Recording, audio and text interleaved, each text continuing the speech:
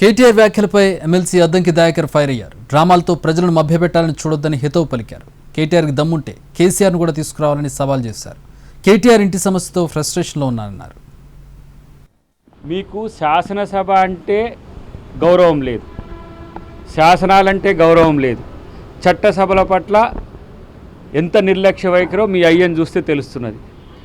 ఒక సవాల్ మీ ద్వారా నేను వేస్తున్నా. కేటీఆర్, నీకు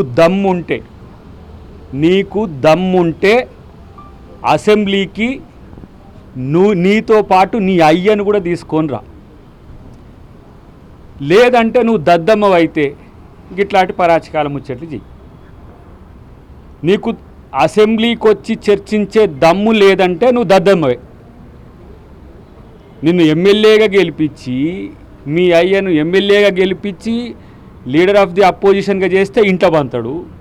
నువ్వు అసెంబ్లీకి రా బాబు అని అంటే పోయి బజార్లో తిరుగుతా అంటావు. మీకు శాసనసభ అంటే